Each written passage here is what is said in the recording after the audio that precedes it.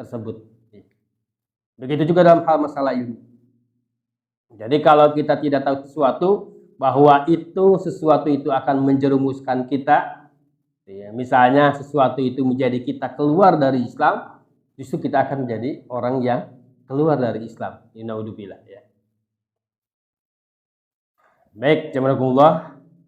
Jadi saat ini sebagaimana telah disampaikan melalui publikasi di Al-Ghifari, bahwa saya saat ini akan bahas sedikit tentang masalah riddah. Riddah ini bahasa Arab artinya perbuatan yang keluar dari Islam atau mengeluarkan dari Islam, itu namanya riddah. Orangnya disebut murtad, ya.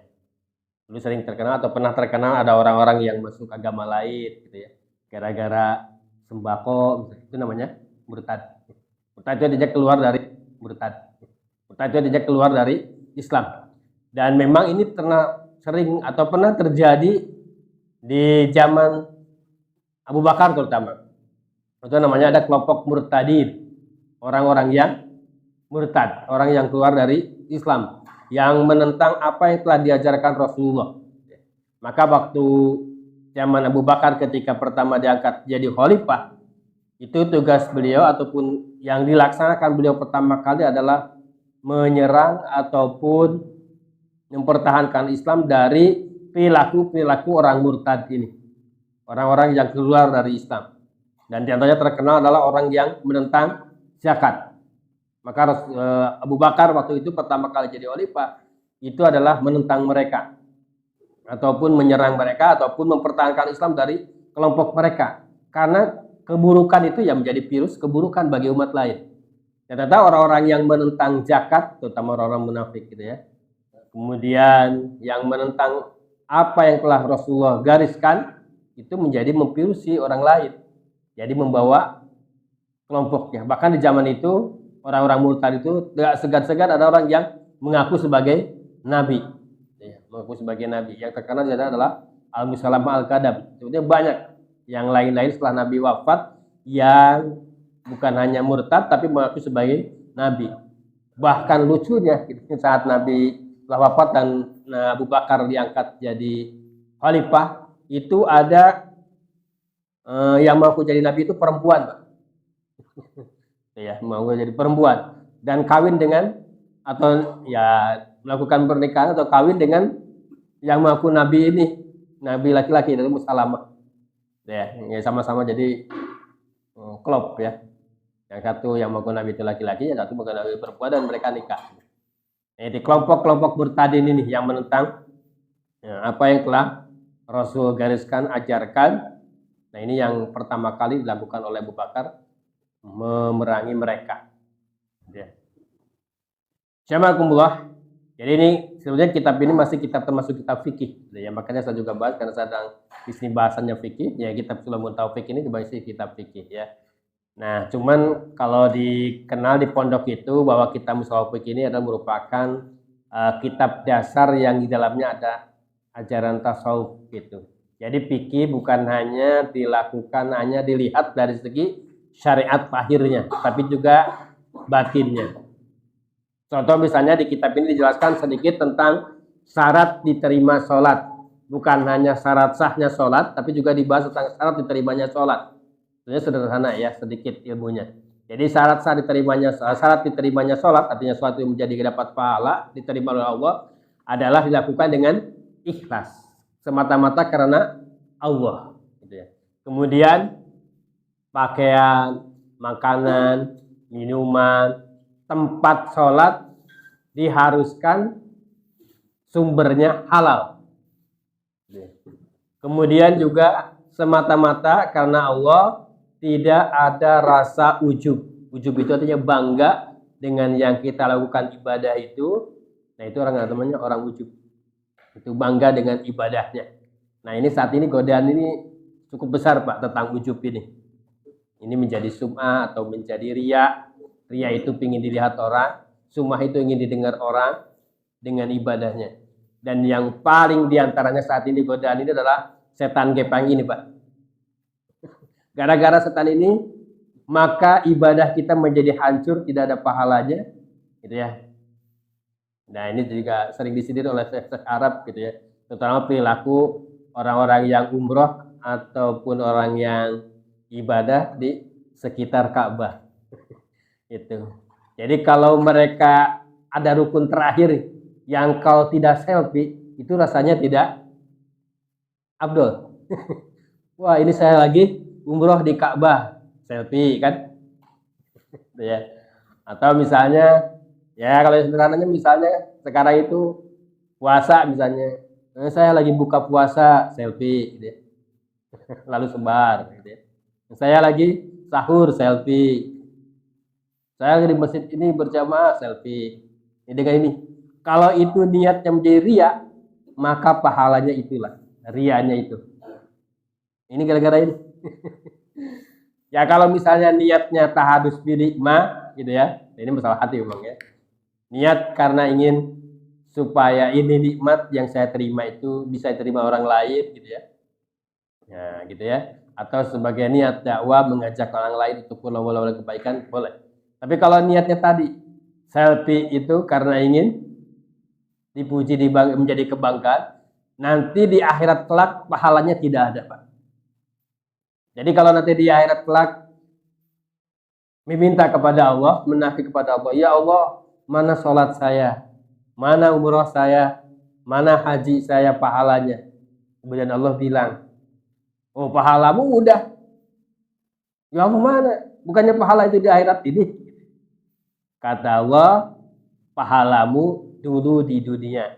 Yaitu ketika kamu sholatmu, umrohmu, hajimu, ingin dipuji orang, dibanggakan orang, akan menjadi kebanggaan. Itulah pahalamu. Itu. Kan rugi ya Pak? Bahaya tuh. Itu pahalamu tuh. Pujian orang, gitu ya. Dibanggakan orang, itu pahalamu. Nah itu. Atau saya pernah sodakoh, kemudian sodakohnya itu pingin diumumkan, pingin gitu. Sampai apa? Request sama panitia Jumat, nanti diumumkan ya, misalnya. Dan itu pingin dipuji, pingin didengar orang, maka itulah pahalanya. Di akhirat gak ada. Itu kata Allah, itu pahalamu. Pahalamu. Nah ini memang ini masalah hati ya, masalah niat. Nah itu mudah-mudahan kita berlindung kepada Allah dari kesalahan niat kita, sehingga pahala kita tidak ada di akhirat kelak. Karena pahalanya udah dituntaskan sama Allah itu di dunia gara-gara kita salah niat ya. Nah itu. Baik, kembali kepada masalah riddah atau murtad ini. Dan saat ini menurut saya urgen dijelaskan, terutama yang terkait dengan medsos saat ini gitu ya. Ada akun ya, jadi yang dimana dalam satu akunnya itu menghina Nabi gitu ya. Kalau itu ada hinaan pada Nabi, itu orang yang kalau dia orang mukmin, muslim, menghina Nabi, maka dia keluar dari Islam. Mungkin ungkapan sekarang itu diwakili oleh jari ya. Jadi di-share. Jadi bicaranya itu bukan hanya bicara dengan mulut sekarang itu, bicara dengan jari kita gitu ya. Nah itu ditulis gitu ya, di WA, di FB, di Instagram. Itulah yang menjadi mengeluarkan kita dari Islam gara-gara tangan kita gitu ya. Karena sekarang mulut itu diwakili oleh tangan gitu ya. Karena sekarang itu orang kayaknya berbicara, ngobrol itu sesuatu yang apa ya? Mahal gitu. Kenapa? Karena banyak orang di depan-depan kan itu semua masing-masing pegang HP. Saya suka ngeridik sama orang yang di depan-depanan gitu ya. Padahal temenan mereka itu, ya Allah, goblok aja pakai WA gitu. Karena masing-masing pegang HP. Gitu ya. Jadi sekarang begini, gara-gara ini. Nah itu masih mendingan. Jadi tadi kalau misalnya tadi kita selfie-selfian, khawatirnya itu. Wah, kalau niatnya salah, nah ya, jadi akhirnya pahalanya itu. Nah, naudzubillah di akhirat tidak ditemukan. Baik, di pasal ini ulama ini menjelaskan muqaddimah yajibu ala kulli muslimin ibtu islamihi wa salnuhu amma yufsiduhu wa yubtiluhu wa yaqtauhu wa huwa ar-riddah. Bahwa wajib mesti harus setiap muslim menjaga keislamannya dari sesuatu yang merusak, dari sesuatu yang membatalkan keislaman, yaitu riddah atau murtad. Riddah ini dari kata roda. Roda itu artinya menolak. menolak kebenaran, menolak yang seharusnya diajarkan, ya. Kalau di sini adalah menolak Islam atau ajaran Islam, maka itu menjadi murtad. Atau ada yang mengatakan artinya murtad itu atau ridha itu kembali ke kesyirikan, kembali kepada kekufuran.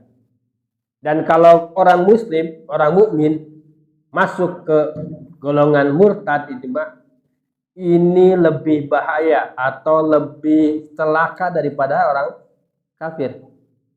Gitu ya. Kalau orang kafir, gitu ya. Orang kafir, orang kufur itu maksudnya orang yang tadinya bukan mukmin, bukan muslim, masuk Islam, itu ringan, Pak. Orang kafir yang masuk Islam itu setelah syahadat tinggal menjalankan ajaran Islam sisa usianya dia. Katakanlah ada orang yang masuk Islam usia 50 misalnya ya.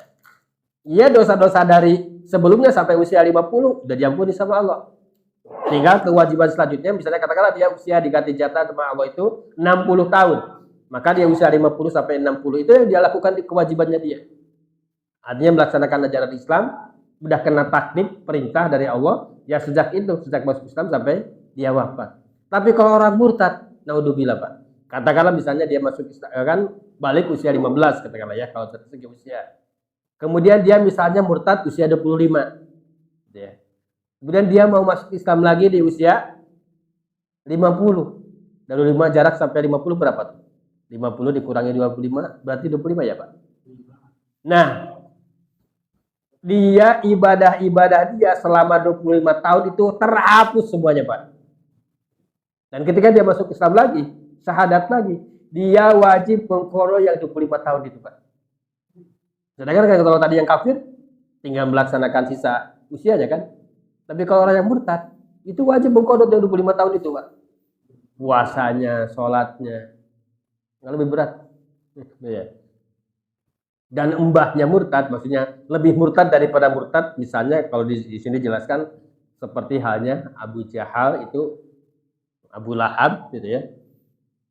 Dia itu lebih murtad dari murtad. Kenapa? Karena beliau juga, karena mereka itu menghina Nabi kan. Gitu ya. Nah ini kan sedangkan menghina Nabi, kalau orang mukmin itu menghina Nabi misalnya itu ya, nanti ada contoh-contohnya, itu adalah orang yang murtad gitu ya. Maka Rasulullah juga pernah menjelaskan bahwa Fir'aunnya di zaman Nabi Muhammad itu lebih Fir'aun daripada Fir'aunnya Nabi Musa. Fir'aun itu kalau dalam sejarah itu adalah Pahrao ya. Pahrao itu bahasa Arab disebut Fir'aun, artinya adalah peringkat ataupun jabatan para pejabat yang jadi penguasa saat itu disebut Fir'aun atau Pahrao dalam bahasa lain. Nah, konon katanya Fir'aun yang waktu itu hidup zaman Nabi Musa itu adalah Pahrao II atau Fir'aun kedua. Jadi zaman keemasannya Mesir kuno saat itu. Ya. Nah, kata Rasulullah, Fir'aunnya gitu, Fir'aunnya zaman Rasulullah dan Nabi Muhammad yaitu Abu Lahab dan Abu Jahal itu lebih Fir'aun daripada Fir'aunnya Nabi Musa, Pak. Kenapa? Fir'aun Nabi Musa yang Pahrao yang katanya Ramses kedua kalau nggak salah ya dalam sejarah ya. Di saat dia mau mati, masuk ketika mereka dengan prajuritnya dengan tentaranya mengejar Nabi Musa kan ke Laut Merah, dan Nabi Musa dengan pengikutnya udah nyebrang, kemudian tongkat beliau atas mujizat Allah diangkat, diambil menjadi lautan lagi kan, Fir'aun dan kelompoknya atau dengan prajuritnya tenggelam. Nah ternyata di saat tenggelam, nyawanya di tenggorokan, ya, saat mau mati, itu Fir'aun masih sempat menyampaikan sama Allah, gitu, aku saat ini beriman sama Tuhannya Musa dan Harun. Gitu. Tapi tidak diterima. Jadi itu Fir'aunnya Nabi Musa itu masih sempat Pak. Ingat, jadi langsung sadar bahwa dia itu manusia walaupun tadi pernah mengaku diri sebagai Tuhan kan. Itu sempat itu Fir'aunnya Nabi Musa itu menyampaikan saat ini aku beriman sama Tuhannya Musa dan Harun, tapi tidak diterima sama Allah karena udah ditenggorokan nyawanya, udah mau lepas. Itu Fir'aunnya Nabi Musa. Sedangkan Abu Jahal Pak, dan dikenal di perang Badar, Abu Jahal ini mati gitu ya, ditebas sama anak kecil gitu ya. Saat dia nyawa mau lepas, itu masih menghina Nabi Pak. Itu. Jadi Abu Jahal itu masih menghina Nabi. Saat nyawa mau lepas, masih mencak-mencak itu, masih marah-marah sama Nabi Muhammad. Maka dia, Abu Jahal itu, Fir'aunnya lebih Fir'aun daripada Fir'aunnya Nabi Musa. Kalau Fir'aun Nabi Musa, dia masih sempat eling gitu, ingat insaf bahwa ada Tuhan, gitu. Tuhannya Nabi Musa dan Harun. Sedangkan ini masih menghina Nabi saat nyawa itu Abu Jahal. Maka ini mbahnya murtad. Saja baca di syarahnya kitab ini. Baik Pak. Nah terkait dengan murtad ini ada 3 kategori sesuai dengan potensi yang ada dalam diri kita, dalam tubuh kita. Bahwa hati kita itu ada hati, ada mulut, gitu ya, ada lisan, dan ada perbuatan anggota badan. Gitu. Maka yang menjadikan kita riddah atau murtad pun ada 3 hal. 1, hati, yaitu itikad hati kita, itu yang bisa menjadi murtad. Yang kedua adalah perbuatan badan kita, anggota badan kita. Yang ketiga adalah lisan, ucapan.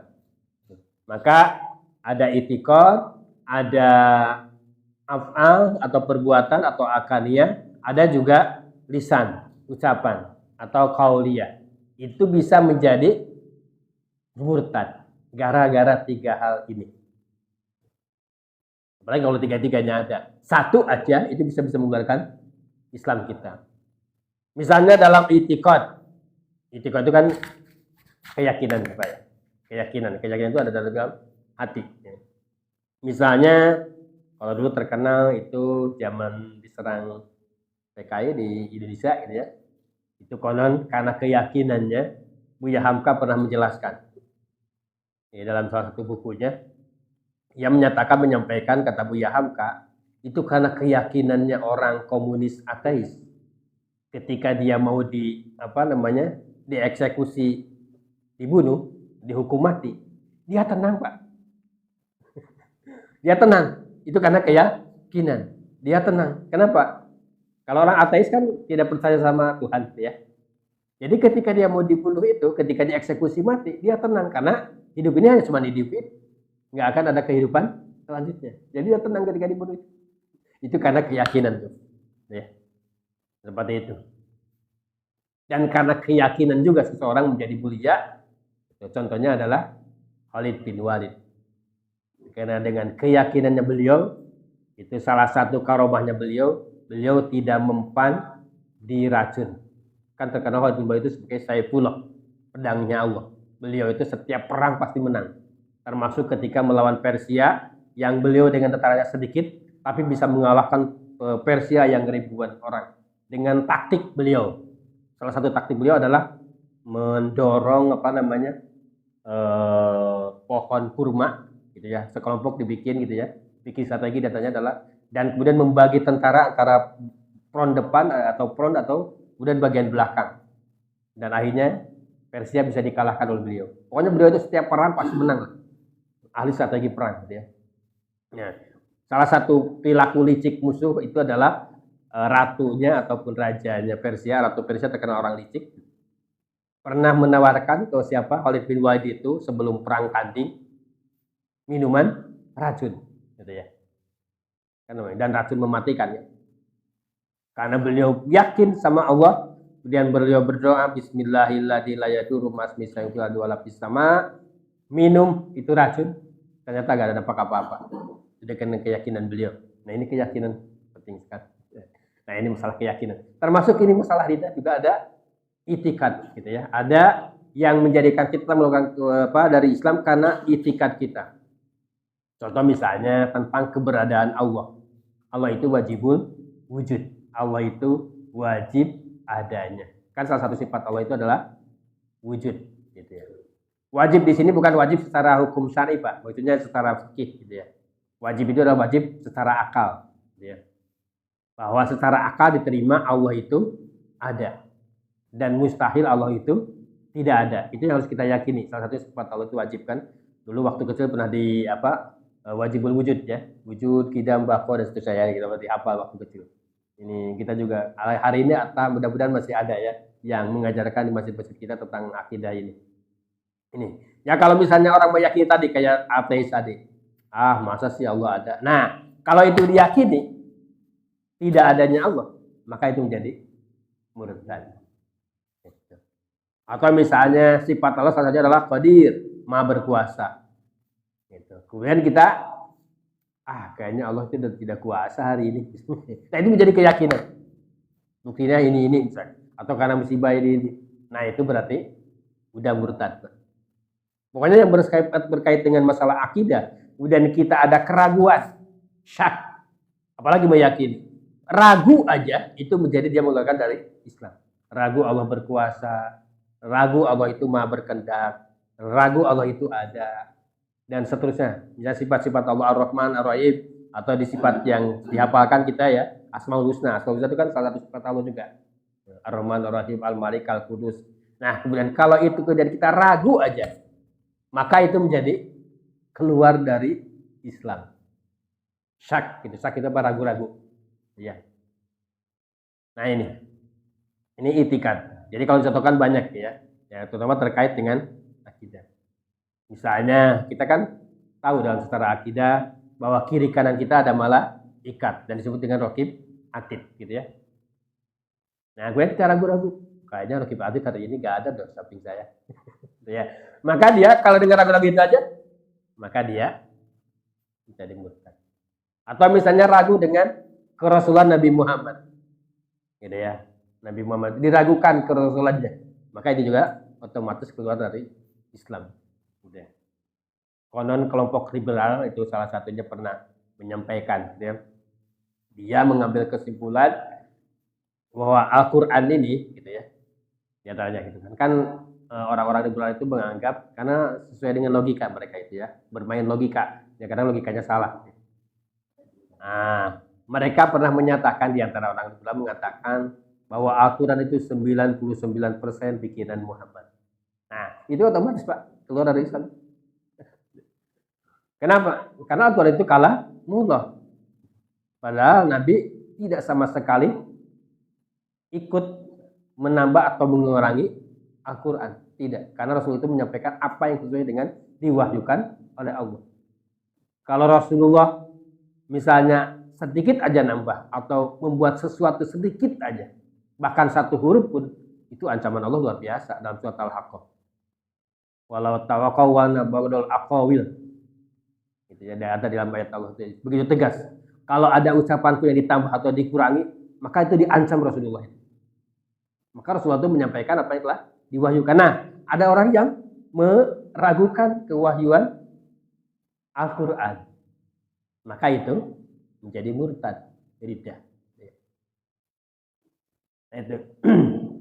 Oleh karena itu maka ini penting masalah keyakinan kita. Makanya kita salah satu doa yang kita ucapkan itu adalah kita minta sama Allah itu supaya kita tetap ada di agama ini. Terutama ini terkait masalah hati kan Pak. Maka salah satu doa yang kita minta terutama di sujud terakhir, baik itu sholat wajib ataupun sholat sunnah, apalagi sholat sunnah kan waktunya lebih longgar ya Pak. Maka salah satu doa kita, ya muqallibal qulub, sabit qalbi ala dinika. Atau di doa-doa kita minta sama Allah gitu ya. Kalau di waktu sholat harus bahasa Arab Pak, itu hafalnya. Kalau nggak hafal bahasa Arab berarti ketika kita selesai sholat, setelah dzikir, kemudian kita doa, mantap minta sama Allah, ya Allah yang membolak-balikan hati, tetapkanlah hatiku ini dalam agama. Nah itu, karena tadi dengan itikad kita, hati kita yang berubah tadi keyakinan atau ragu aja dengan akidah gitu ya, dengan dasar-dasar keyakinan kita. Kalau misalnya di kerasulan Nabi Muhammad diragukan oleh kita, maka kita menjadi keluar dari Islam. Termasuk meragukan Al-Quran yang diwahyukan oleh Allah pada Rasul, namanya itu Al-Quran. Tadi katanya 99% Al-Quran itu pernah menyampaikan tahun berapa yang lalu orang liberal itu adalah bikinan Muhammad. Padahal Nabi Muhammad tidak sama sekali. Makanya Rasulullah itu tidak bisa bersastra gitu ya. Karena memang sengaja sama Allah. Beliau dikenal sebagai Umi, tidak bisa menulis dan baca langsung tulisan. Karena justru beliau dijaga supaya memang apa yang disampaikan itu wahyu betul-betul dari Allah. Kemurniannya terjaga gitu ya. Maka dikenal Ummi itu Rasulullah itu. Nabiyil Ummi gitu ya. Memang karena tidak ada campur sedikit pun Rasulullah di dalam wahyu Allah Subhanahu wa taala. Ya, seperti itu. Maka orang yang meragukan tadi tentang Allah Al-Qur'an sebagai kalamullah itu maka menjadi riddah, keluar dari Islam. Pokoknya ini akidah-akidah kita yang terutama yang 6 gitu ya. Iman pada Allah, pada Rasul, pada malaikat, pada kitab-kitab, kemudian pada qada dan qadar ya, semua itu ada 6 itu harus kita yakini sebetul-betulnya. Ketika kita meragukan aja, maka kita menjadi keluar dari Islam. Ini masalah lidah, masalah murtad dari i'tiqad, keyakinan. Maka ini perlu kita doa, harus kita doa pada Allah, minta kepada Allah yang muqallibal qulub, sabit qalbi ala dinika. Kalau di waktu sholat di sujud terakhir itu harus bahasa Arabnya, tapi kalau di luar kita bisa dengan bahasa kita. Ya Allah yang membolak-balikan hati, maka tetapkanlah hatiku ini di agamamu. Ya. Kalau kita minta kan di sujud terakhir itu 3 hal yang harus kita minta itu keharusan. Pertama tadi minta tetap di agama ini, yang kedua minta husnul khatimah. Allahumma ini as'aluka husnul khatimah. Ya Allah, aku mohon kepadamu saya wafat dalam keadaan husnul khatimah. Yang ketiga, Allahumma rzuqni taubatan nasuha qoblal maut. Ya Allah, aku mohon kepadamu rizkikanlah kepadaku sebagai orang yang taubat nasuha, taubat yang benar-benar sebelum wafat menjemputku. Ya, itu 3 hal yang harus kita minta sama Allah, Pak. Karena hati kita bisa berubah. Gitu. Apalagi saat ini banyak tantangan godaan yang luar biasa. Gitu. Yang kata Rasulullah itu di akhir zaman itu bisa pagi-pagi bagi muslim mukmin, sorenya kafir, atau bisa jadi sorenya mukmin, paginya kafir. Yaitu karena tantangan yang luar biasa saat ini. Salah satunya bisa jadi terkait lidah ini. Terkait masalah murtad ini. Kemudian yang kedua adalah perbuatan. Murtad perbuatan itu masuk sedikit ya. Misalnya kalau dulu atau bisa jadi mungkin sekarang juga terjadi orang yang menyembah berhala gitu ya. Atau menyembah sesuatu yang menjadi sesembahannya gitu ya. Nah, kalau ada keyakinan apa tuh di sini? Batu Ali atau apa ya? Di sini ada isinya gitu ya. Kemudian dia sembah-sembah menjadi sebuah keyakinan. Maka itu berhalanya itu dia atau batu cincin ini, maka dia menjadi murtad, riddah. Minimal-minimalnya syirik kan. Musyrik, sedangkan perbuatan syirik kalau tidak tobat tidak terima sama Allah. Nah, gitu. Nah, ini kalau ini perbuatan masuk sedikit ya. Contohkan tadi menyembah gitu ya. Nah, saat ini juga ada yang berkembang. Nah, sekarang itu begitu banyak Pak aliran-aliran keyakinan yang bisa jadi merubah membatalkan Islam kita. Salah satunya adalah meditasi. Yang meditasi itu mencontoh Hindu-Buddha kan. Ternyata meditasi itu dilakukan misalnya dengan contoh persembahan Hindu-Buddha gitu. Tadinya mungkin niatnya olahraga atau merepres psikis gitu ya, tapi ternyata menjadi bentuk kesembahan kayak Hindu-Buddha, itu bahaya. Ya, bahaya. Makanya hati-hati banget. Sekarang itu harus betul-betul bahwa kita selektif. Nah, ini bisa kita selektif karena ilmu kita gitu ya. Nah, itu ya. Jadi yang kedua adalah perbuatan. Perbuatan murtad ini sedikit ya. Tapi itu bisa bahaya tetap. Ya. Menyembah berhala, menyembah batu, menyembah kayu, menyembah cincin, menyembah lain-lain gitu ya. Makhluk lain gitu ya. Ini semua jadi bahaya. Nah, sesembahan sembahan ini perilaku yang kedua itu bisa keluar dari Islam. Dan yang ketiga adalah ini masalah itikad itu banyak seperti masalah itikad. Sesuatu yang wajib, kemudian kita ini balik lagi ke itikad, kan itikad banyak, kalau tadi yang perbuatan sedikit ya. Sesuatu yang wajib, kemudian kita dihinakan atau apa ya namanya, diyakini tidak wajib, itu juga menjadi luar Islam Pak. Misalnya sholat itu yang 5 waktu wajib, kemudian kita kayaknya gak wajib nih sholat ini. Nah itu diyakini tidak wajib, itu jadi menjadi keluar dari Islam ya. Atau sesuatu yang haram kemudian diitikadkan sebaliknya, diitikadkan halal ya, itu juga. Misalnya zina, mencuri itu kan mengambil sesuatu tanpa hak ya, diam-diam, itu namanya mencuri. Kalau korupsi termasuk mencurinya diam-diam apa ya? Itu kan sama-sama mencuri juga ya. Itu kan hukumnya haram. kemudian dianggap atau diyakini halal, maka itu menghalalkan yang haram, itu menjadi riddah, menjadi murtad. Ini masalah etikat, ini banyak etikat tuh. Pokoknya terkait dengan masalah syariat, masalah akidah itu kalau udah menjadi keyakinan, ya, maka itu menjadi murtad itikad, ya, murtad itikad keyakinan. Nah, yang ketiga yang paling banyak adalah yang ucapan, Pak. Yang kata musannif ini, penjelas ini, bahwa ucapan itu begitu banyak sekali, ya. Sehingga sulit untuk diringkas gitu ya. Ini masalah ucapan ini. Wa aqsamu salis al aqwal wa hiya katsirah jiddan la tahtasiru minha ayyakula lil muslimin ya kafir, ya Yahudi, ya Nasrani, ya adimutin, contoh ini ya. Kata musannif, ini ucapan itu sangat banyak. Contohnya kita memanggil hai kafir sama orang mukmin, sama saudara kita yang muslim. Maka ya, yang menjadi kafir bukan yang dipanggil, malah kita yang memanggil. Menjadi murtad. Gitu. Atau sama orang mukmin itu muslim kita, ya Yahudi, gitu. Hai orang Yahudi. Padahal yang kita panggil orang saudara kita muslim. Maka yang menjadi murtad kita yang memanggilnya, bukan dia yang dipanggil. Atau misalnya wahai ateis, atau itu orang yang tidak beragama kan, atau tidak bertuhan ya. Wahai orang yang tidak beragama, padahal yang kita panggil gitu ya, adalah mukmin, saudara kita muslim. Makanya tidak boleh mencap atau memanggil sembarangan. Tidak boleh takfiri gitu. Takfir apa? Mengkafir-kafirkan orang yang jelas sama-sama saudara. Mungkin bisa jadi karena beda pendapat, beda apa? Beda madhab gitu ya. Dianggap kafir, maka itu menjadi justru kalau kita memanggil mukmin muslim dengan panggilan tadi wahai kafir, wahai Yahudi, wahai Nasrani, wahai yang enggak punya agama, padahal itu saudara kita yang muslim, maka kita justru keluar dari agama. Gitu ya. Ini hati-hati. Itu ucapan ya. Contoh ini.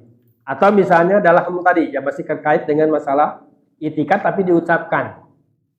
Misalnya gitu ya. Misalnya ya, Al-Qur'an ini bukan wahyu Allah. Nah, ini. Itu juga itu ungkapan itu ya. Menganggap Al-Qur'an bukan wahyu Allah itu dengan ungkapan, maka itu juga menjadi murtad.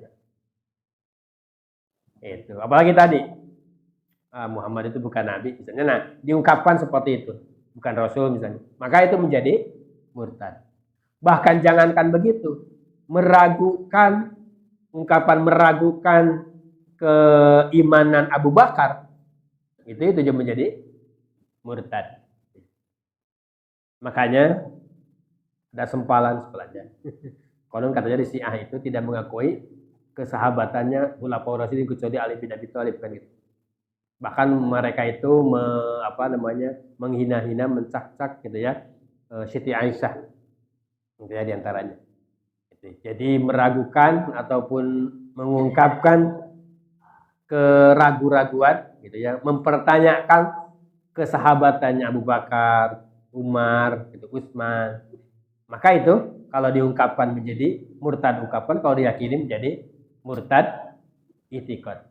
Jadi kalau orang meragukan kesahabatan Abu Bakar, padahal Abu Bakar ini merupakan sahabat Nabi yang terdekat, yang imannya kata Rasulullah kalau ditimbang imannya Abu Bakar dengan umat ini, maka masih berat imannya Abu Bakar. Begitu luar biasanya Abu Bakar ya. Karena beliau itu adalah orang pembela Nabi yang luar biasa gitu ya.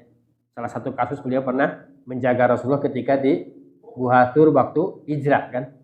Ketika hijrah Rasulullah capek gitu ya. Kemudian Rasul tidur di pangkuan beliau gitu ya, di pangkuannya beliau. Kemudian beliau tidak mau mengganggu, Abu Bakar tidak mau mengganggu Nabi ketika Nabi istirahat. Ada ular yang matuk beliau gitu ya. Kita tahu, kata orang-orang yang tahu tentang perilaku hewan gitu ya, kalau ada ular yang hidup di tanah gersang, di tanah kering gitu ya, kan padang pasir tuh kering, itu bisanya akan lebih luar biasa daripada ular yang hidup di tanah yang subur gini gitu ya. Atau kalau misalnya ada ular yang warnanya lebih cerah gitu, daripada warnanya yang abu-abu atau warnanya yang agak gelap, maka itu ular itu akan lebih berbahaya bisanya daripada yang warnanya tidak cerah gitu. Nah ini yang mematuk ular ini ketika Abu Bakar menahan Rasulullah di pangkuannya itu karena beliau tidak mau mengganggu.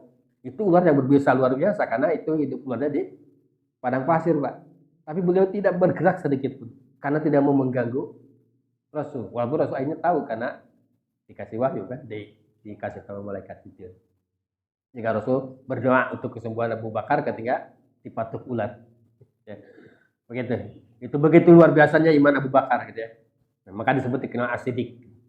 Karena beliau itu karena imannya luar biasa, konon di akhirat kelak ketika Abu Bakar mau melewati Sirat, mudah-mudahan kita diselamatkan di Sirat ini ya. Itu ketika bertanya mana Abu Bakar udah di surga karena beliau itu yang melewati Sirat itu seperti kilat. Ya. Siapa Abu Bakar itu? Luar biasa karena imannya beliau itu luar biasa. Kan Sirat ini adalah merupakan rute yang terakhir setelah kita hisab gitu kan. Setelah kita ada mizan pertimbangan dihisab amal-amal kita, mudah-mudahan Allah meringankan hisab kita di hadapan Allah, kemudian diselamatkan di Sirat. Ini rute ini sama, Pak. Rasulullah juga mengalami yang sama, rute yang sama. Kita juga akan melewati rute yang sama, Sirat gitu ya. Nanti Sirat kalau udah melewati Sirat berarti itu abadi di surga. Tapi kalau misalnya jatuh di Sirat ini berarti kita merasakan dulu luapan api neraka gitu ya. Naudzubillah ya. Mudah-mudahan tidak ya. Misalnya Sirat kita, mudah-mudahan di Sirat itu kita selamat gitu. Nah itu baru kita menghadapi namanya keabadian. Kalau udah melewati mizan, pertimbangan, hisab, itu di situ baru keabadian.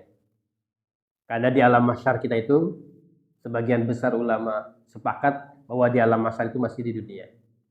Jadi alam mahsyar itu saat kita berkumpul itu di dunia. Gitu ya. Nanti kalau udah melewati Sirat itu abadi di akhirat kelak. Mudah-mudahan kita abadi di kebahagiaan dan tidak sedikit pun kita kena percikan api neraka gitu ya. Karena yang paling ringan itu neraka itu yang paling ringan itu ya. Paling ringan kata Rasulullah di hadisnya, ketika diinjak kaki maka mendidih otak kita. Itu yang paling ringan, Pak. Dan dia merasa bahwa orang yang itu aja merasa dia paling menderita. Yang paling terisa padahal ada kisah yang lebih dahsyat. Kayak itu sebenarnya paling ringan. Paling ringan. Bila ya. Mudah-mudahan kita tidak merasakan itu walaupun sedetik gitu ya. Karena sedetik akhirat 48 jam Pak sedetiknya. Sehari akhirat 1000 tahun, Pak. Kita hidup di dunia ini 60 tahun, 62 tahun, 70 tahun sama dengan hidup 1 jam atau 2 jam di dunia ini. Ini di akhirat itu sama dengan ya. Jadi hidup dunia ini kita itu sebentar sebetulnya. Sama dengan sebentarnya kita nonton bola, Pak. Jadi nonton bola kalau 2 jam, itulah hidup dunia kita ya. Ya, akhirat itu luar biasa. Nah, ini masalah ucapan kita tadi. Kalau melecehkan Al-Qur'an, misalnya kita ngambil minuman, kita mengungkapkan untuk melecehkan ayat-ayat Allah. Walaupun itu sebenarnya firman Allah. Ini misalnya ketika kita menuangkan air gitu ya. Kita ngomong misalnya bicara makanan saroba. Kata saroba itu kan ayat Al-Qur'an ya. Nah, itu dengan maksud menghina Al-Qur'an itu, maka itu menjadi murtad ucapan.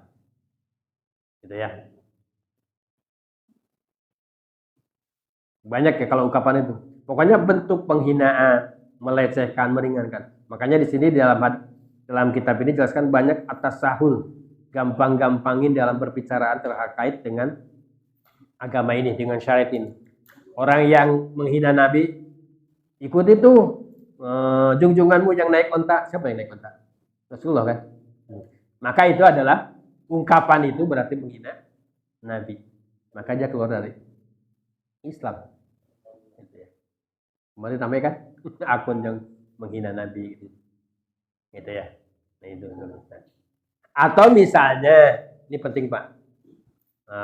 Makanya kita mudah-mudahan selalu rutin tilawah baca Al-Qur'an dan yang kita baca Al-Qur'an itu lengkap, tidak ada yang dikurangi, tidak ada yang ditambahin, gitu ya. Mudah-mudahan sesibuk apapun kita rutin untuk tilawah baca Al-Qur'an, gitu ya. Ya, kalau bisa minimal Pak 1 juz per hari. Kalau 1 juz kan per hari banyak. Ya. Karena kita itu gak sesibuk apapun, bosnya gak sesibuk-sibuk amat Pak. Ya.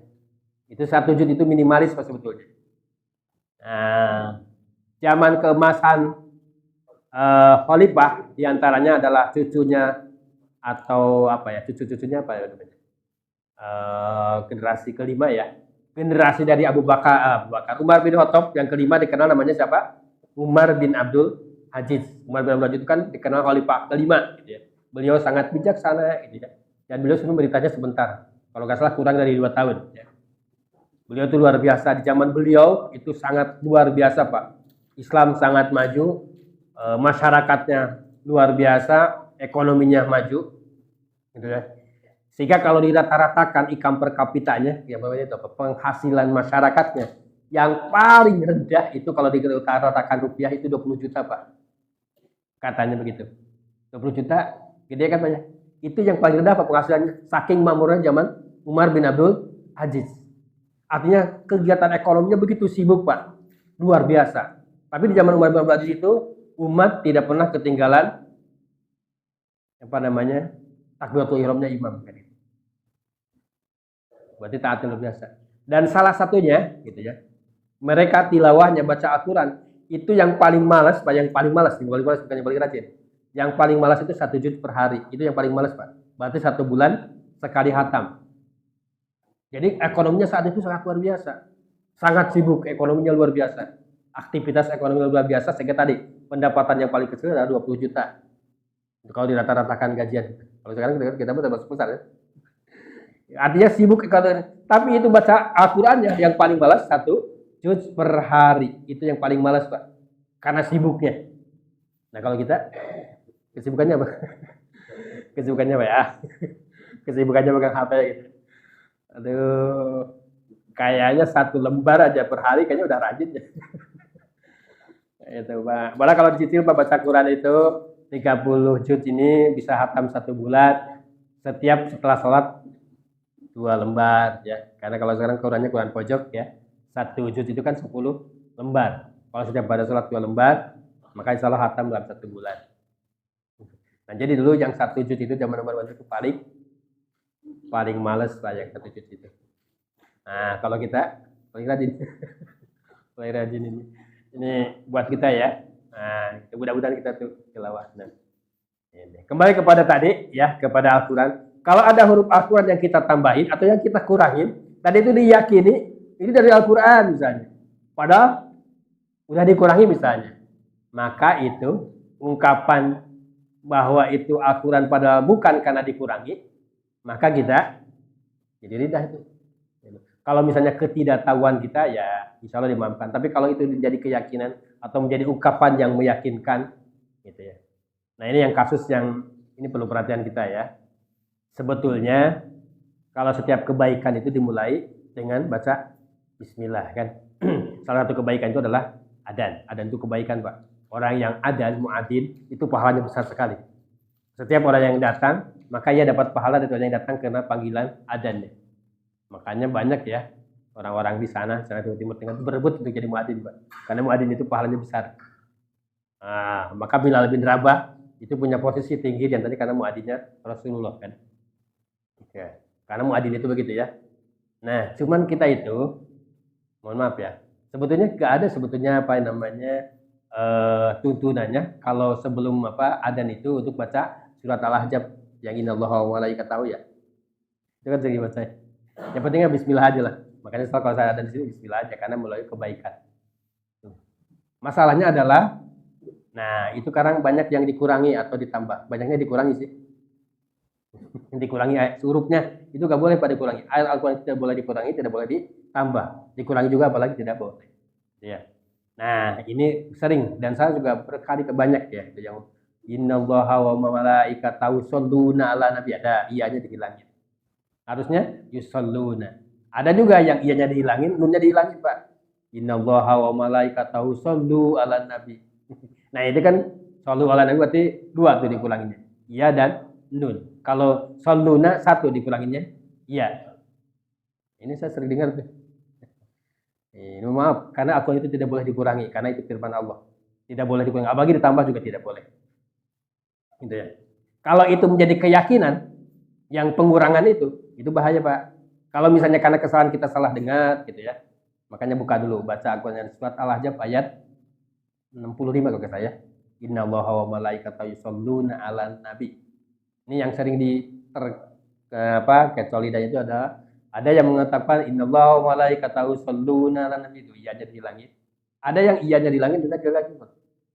Saya pernah di negara Abu Barok. Pak, udah aja bismillah aja langsung adzan. Gak usah baca mukadimah itu. Karena Bapak sering mengurangi. saya sampai kayak gitu aja. Karena sering berkali-kali gitu ya. Udah diingetin. Kenapa? Dia mengungkapkannya innallaha wa malaikatahu shollu ala nabi. Iyanya diulangi, nunya diulangi. Padahal yang benar itu yusholluna ala nabi. Karena kalau dikurangi itu posisi kata itu menjadi rubah atau menjadi tidak ada posisi yang jelas. Kalau yusholluna itu jelas, itu kalimat fi'il mudhari', Pak. Kata kerja yang berkelangsungan, berkelanjutan. Itu fi'il mudhari'. Kalau dalam bahasa Arab disebut continuous tense, kata yang berkelangsungan saat ini dan yang akan datang. Jadi Allah dan para malaikatnya selalu bersolawat pada Rasul. Maka ungkapannya yusholluna ala nabi.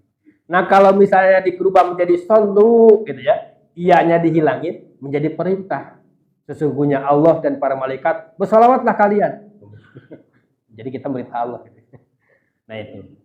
Kalau misalnya iyanya dihilangin tapi nunnya masih ada, sholuna. Nah, kalau sholuna apa? Apakah fil mudhari juga bukan? Fil amar juga bukan. Gitu. Maka lihat, coba baca ayatnya di surat Al-Ahzab. Takut saya juga salah gitu ya. Bukan. Itu innallaha wa malaikatahu yusholluna 'alan nabi ya ayyuhalladzina amanu shollu. Baru situ kata shollu yang keduanya. Ya. Nah, ini penting, Pak. Karena Al-Quran itu tidak boleh dikurangi. Tidak boleh juga ditambah. Karena itu firman Allah. Orang yang mengurangi atau menambah huruf, walaupun satu huruf dalam Al-Quran, kemudian itu menjadi keyakinan, atau ungkapkan yang meyakinkan, ini dari Al-Quran. Padahal bukan. Gitu ya. Artinya, udah dikurangi. Maka itu menjadi ridah kalau keyakinan. Gitu. Tapi kalau misalnya kesalahan karena salah dengar, atau lupa gitu ya, kalau lupa mah gitu ya, karena juga lupa gitu ya, dimaafkan. Tapi kalau misalnya sengaja, nah itu bahaya. Makanya mudah-mudahan kita itu tilawah baca Al-Quran itu menjadi dibiasakan, karena dzikir yang paling utama setelah sholat adalah baca Al-Quran. Dijawab tilawah. Ini penting, Pak. Jadi kalau misalnya Al-Quran diragukan atau Al-Quran keberadaan firman Allah, tambahan pengurangannya menjadi ungkapan keyakinan, maka itu menjadi ridah. Itu ya, mudah-mudahan ini menjadikan perhatian kita semuanya ya. Karena ini makanya saya bahas ini tentang masalah ridah ini karena penting, takut kita terjatuh gitu ya. Yang jatuhnya itu kalau kita tidak bawa iman, ini yang celaka-celakanya orang adalah ketika meninggal tidak membawa iman. Karena ridah itu kan keluar dari iman. Yang tadi dikatakan bahwa orang yang murtad itu lebih berat daripada orang kafir, lebih hina daripada orang kafir. Kenapa? Kalau orang kafir, kewajibannya sisa usianya. Orang murtad, ketika dia masuk Islam, ya selama murtad itu harus diqadha tuh semua yang telah dilakukannya. Karena semua amalnya udah hilang, hapus sama sekali. Kedelet, Pak. Gitu ya. Itu kalau murtad itu kedelet. Jadi kalau murtadnya 5 tahun, ya selama 5 tahun itu harus diqadha, Pak. Puasanya, sholatnya. Berat sekali. Nah itu. Maka itu tadi. Dan memang sih orang murtad itu diwajibkan untuk diingatkan, untuk supaya taubat. Nanti ada di pasal berikutnya, tapi saya sampaikannya sekarang supaya takutnya gak kabur. Jadi orang yang murtad itu harus diwajibkan, diharuskan itu untuk kembali ke Islam. Jadi yajibu alaihi as-istirtaba, balik tobat untuk masuk Islam lagi. Makanya wajar kalau Abu Bakar ketika beliau menjadi khalifah pertama, maka yang beliau lakukan pertama adalah memerangi orang-orang murtad. Gitu ya. Kenapa? Karena kemurtadan ini, gitu ya, itu kan memviruskan keburukan, memviruskan murtadnya itu, ngajak menyingkir gitu ya, bahaya. Gitu ya. Ketika zaman Abu Bakar gitu ya, itu menyerang. Bahkan orang-orang murtad ini ada yang tadi ngaku jadi nabi, seperti misalnya lama al-kadab dan sebagainya. Jadi murtad ini ya. Jadi mudah-mudahan pokoknya yang berkait dengan syariat ketika menjadi diyakini yang halal menjadi haram, yang haram dibalikin menjadi haram, menjadi dianggap yang haram dianggap halal, gitu ya. Itu menjadi murtad. Atau yang wajib dianggap tidak wajib. Ini paling bahaya. Sholat dianggap tidak wajib, gitu ya. Diyakini tidak wajib, diungkapkan dengan ungkapkan tidak wajib, misalnya. Maka itu menjadi riddah. Bahkan dalam murtad ini Pak, misalnya kesadar kalau orang yang niatnya kufur masa datang, itu murtadnya udah hari itu juga. Gitu ya. Misalnya gini. Kalau orang bisa mengungkapkan, kayaknya nanti kalau sakit saya ini udah sebulan kemudian saya masih sakit, saya mau masuk agama lain deh. Nah, walaupun sebulan yang akan datang mau rencana, itu baru berencana gitu ya. Rencana yang akan datang mau masuk agama lain misalnya, karena dia kesal gitu. Sudah itu marah sama Allah kan. Misalnya karena sakitnya atau karena hidup kesulitannya. Saat itu juga udah murtad Pak. Baru berencana. Jadi dalam keyakinan, dalam keislaman ini atau dalam beragama ini tidak boleh pura-pura juga. Orang yang pura-pura non muslim ya. Nah, yang saat ini juga toleransi menjadi toleransi ya. Tolol kenapa? Ikut-ikutan agama lain. Itu nggak bisa, nggak boleh. Itu bukan toleransi Pak. Toleransi itu pemisahan yang jelas mana mukmin, mana muslim, mana kafir, itu namanya toleransi. Kalau ikut-ikutan agama lain itu bukan toleransi. Itu justru malah jadi riddah. Jadi murtad. Bahaya Pak. Ini. Walaupun ini akan ya. Nah, ini saat ini sering berkembang saat ini terjadi. Itu bahaya. Nah, gitu. Atau misalnya orang yang mengatakan begini, misalnya, wah, kalau Allah menyiksaku gara-gara meninggalkan sholat padahal saya sakit, berarti Allah dolim. Oh, itu udah murtad Pak. Atau misalnya orang mengungkapkan, seandainya nanti aku dimasukkan ke surga, aku tidak akan masuk. Nah, misalnya, gitu ya. Maka itu murtad Pak ungkapan itu. Nah, dipilah ya. Makanya yang terkait dengan syariat, baik dengan akidah, keyakinan, baik dengan syariat yang Allah telah syariatkan, dibalikin, ya wajib jadi dianggap tidak wajib, halal dianggap haram, diharamkan, yang haram dihalalkan, itu menjadi riddah, murtad. Gitu ya. Dalam bentuk ungkapan berarti murtad ungkapan, dalam keyakinan berarti murtad keyakinan. Kalau dalam perbuatan, apalagi kalau tiga-tiganya ada, udah jelas murtadnya, yang murtad banget gitu ya. Apa ya istilahnya ungkapan, pokoknya begitulah. Nah, ini penting masalah riddah ini ya. Ini karena mudah-mudahan kita bisa terjaga agama kita, karena orang yang tidak beriman sedikit sekalipun itu tidak akan selamat. Sedangkan kalau orang yang ada iman, walaupun imannya itu sebesar biji sawi, dalam bahasa Al-Qur'an disebut darah, mungkin bahasa kitanya atom, itu tetap insya Allah akan masuk surga itu. Walaupun mungkin dicuci dulu, direndam dulu. Insya Allah kalau ada iman itu ya, kalau kita ada iman maka 100% akan masuk surga. Cuman akannya ini berapa lama? Masalahnya tadi di akhirat itu Pak, yaitu 1 detik aja 48 jam. 48 berarti 2 hari 2 malam Pak ya. Padahal kita puasa 12 jam, 13 jam aja udah pingin segera maghrib gitu ya. Apalagi itu di siksaan yang berat gitu ya. Mudah-mudahan kita berhidup kepada Allah Subhanahu wa taala, ya, iman kita tetap Allah teguhkan dalam hati kita, karena Rasul juga pernah memberikan jawaban pada seorang yang bertanya kepada Rasulullah. Ada seorang yang datang kepada Rasulullah, ya Rasulullah, saya akan bertanya sesuatu, apa yang harus lakukan, apa yang kau wajibkan padaku, yang aku tidak akan bertanya lagi kepadamu saat ini. Maka Rasul menyampaikan kepada orang itu, kul amantu billah summastaqim. Katakanlah, aku beriman kepada Allah, kemudian istiqomahlah dalam iman itu. Memang istiqomah dalam iman ini berat. Maka amal-amal kita yang saat ini, sholat subuh berjamaah, puasa, dan sebagainya, itu dalam rangka memelihara iman. Ya, mudah-mudahan iman kita terus terpupuk, menjadi subur, dan menjadi mumin yang paripurna, yang mudah-mudahan ibadah kita, gitu, keimanan kita itu betul-betul menyelamatkan kita semuanya. Ya, yang mudah-mudahan bahkan kita itu mudah-mudahan lebih dari 50% gitu ya, kebaikan kita atau amal kita, ataupun Allah berikan rahmat yang luar biasa nanti di akhirat, mendapatkan rahimnya Allah, maka kita akan mendapatkan keselamatan di akhirat kelak. Mudah-mudahan kita berdoa kepada Subhanahu wa taala, iman kita terjaga, mudah-mudahan. Maka itu ada doa minta kepada Allah 3 hal. Ya Allah yang bolak-balikkan hati, tetapkanlah hati ini dalam agamamu. Ya Allah, papatkanlah aku dalam Islam, dalam iman. Dan ya Allah, anugerahkanlah kepadaku rizki husnul khotimah, anugerahkan kepadaku rizki taubat nasuha sebelum wafat. Jadi ya, kita minta kepada Allah Subhanahu wa taala.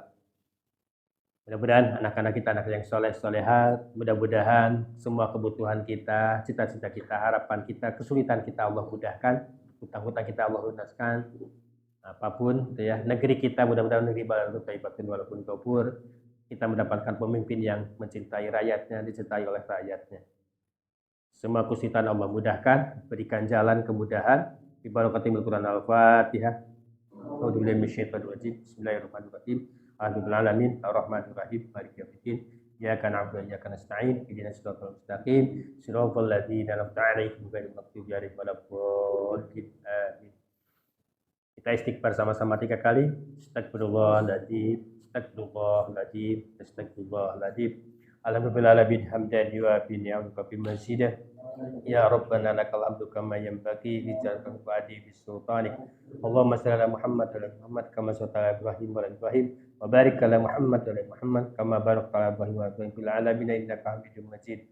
Allahumma shalli salatan tunjina bi jamil ahwali wa afat wa taqdina bi jami'il hajat wa tahina bi jami'is sayyi'at wa tarfa'una indaka 'ala rajat wa tuballighuna biha saqal bi khairati fil hayati wa ba'dal mamat. Rabbana dolamna anfusana fa illam taghfir lana wa tarhamna lanakunanna minal khasirin. Rabbana qul lana wa da'ina wa rabbuka kama rabbana sigara. Rabbana qul lana wa ikhwanina allazina sabaquna bil iman wa la taj'al fi qulubina ghillan lil rabbana innaka ra'ufur rahim wa tub 'alaina innaka tawwabur rahim. Allahumma aslih lana dinana alladhi wa ismatu amrina wa aslih lana dunyana fiha ma'ashuna wa aslih lana akhiratana allati ilaiha ma'aduna. Waj'al hayatana fi kulli khair wa jumatan rahatan min kulli syarr. Rabbana taqabbal minna innaka antas samiul alim wa tub 'alaina innaka tawwabur rahim. Allahumma nas'aluka ridhaka wal jannah wa na'udzubika min sakhatika wan nar. Allahumma nas'aluka ridhaka wal jannah wa na'udzubika min sakhatika wan nar. Allahumma nas'aluka ridhaka wal jannah wa na'udzubika min sakhatika wan nar. Rabbana atina fid dunya hasanah wa fil akhirati hasanah wa qina adzabannar.